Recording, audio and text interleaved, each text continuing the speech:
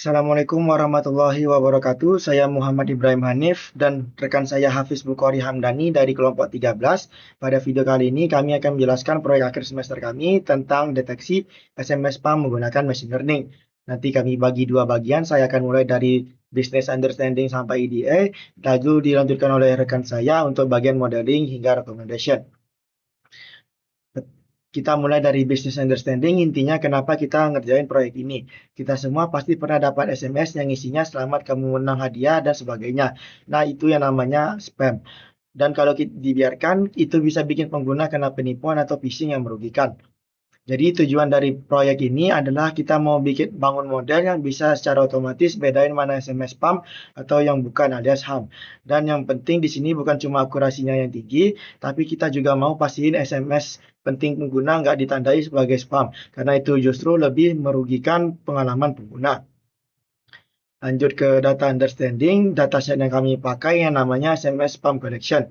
Isinya ada 5.572 pesan SMS berbahasa Inggris dan setiap pesannya ada labelnya spam atau HAM. Nah, kalau kita lihat dari grafik ini, distribusinya lumayan timpang. Sekitar 86,6% itu HAM dan hanya 13,4% yang spam. Ini yang namanya imbalance dataset, kondisi yang memang wajar di dunia nyata karena pesan spam jumlahnya lebih sedikit dari pesan normal. Karena kondisi ini, nanti kita nggak bisa cuma andalkan akurasi buat mengukur performa model. Kita harus lihat bagian precision, recall, sama F1 score-nya, khususnya untuk kelas spam. Selanjutnya ke data preparation. Sebelum data bisa diproses sama model, teksnya harus dibersihkan terlebih dahulu. Pertama kita hapus data duplikat, ada 403 baris yang duplikat. Jadi kita buang biar model nggak bias terhadap pesan yang sama. Terus kita masuk ke proses text cleaning. Ini ada beberapa langkah. Yang pertama, semua teks kita ubah jadi huruf kecil terlebih dahulu. Kedua, kita hapus URL, angka, sama tanda baca karena itu nggak terlalu informatif. Kedua, kita hapus yang namanya stop words, itu kata-kata umum kayak this, kayak the, is to, yang nggak punya nilai diskriminatif buat bedain spam dan HAM. Dan terakhir, kita lakukan stemming, jadi kata-kata kayak calling, calls itu semuanya balik ke bentuk dasarnya, yaitu calls. Setelah data bersih, data kita bagi 80% untuk training dan 20% untuk testing. Dengan stratifikasi supaya proporsi spam dan HAM-nya tetap seimbang di kedua bagian.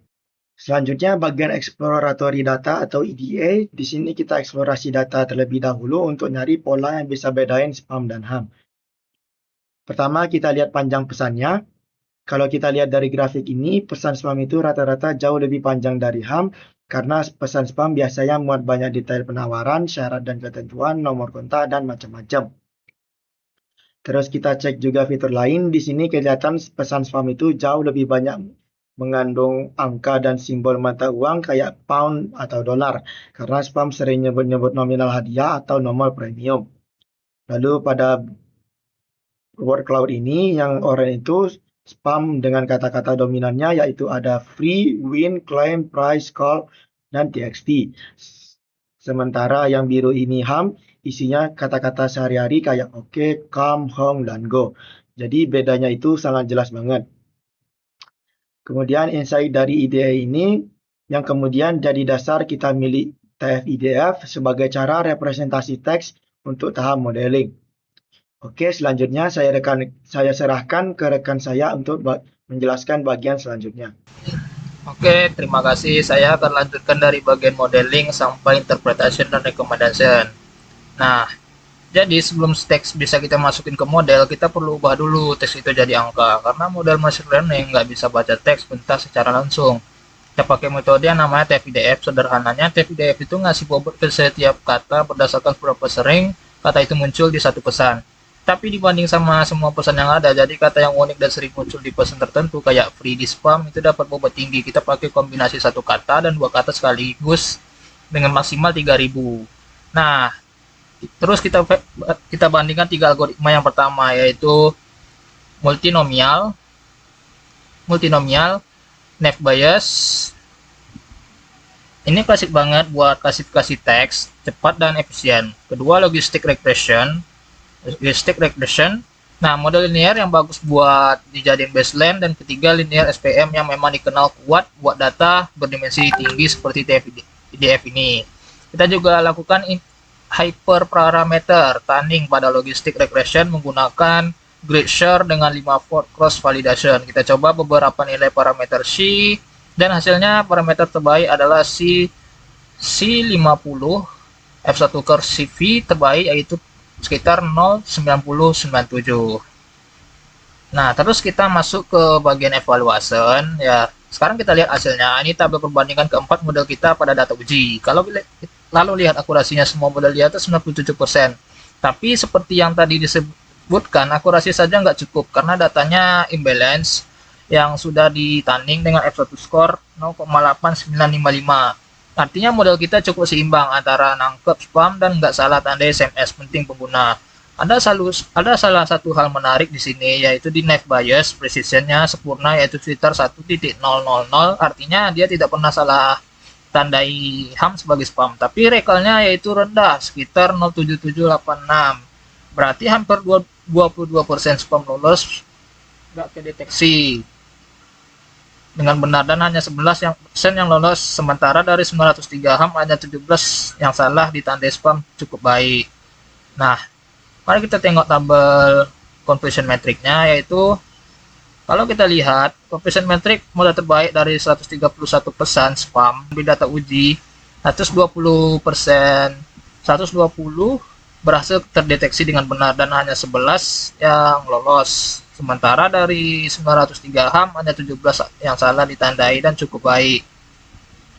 Dan kalau kita tengok tabel ROC curve-nya, yaitu menghasilkan ausikansinya itu 0,9933.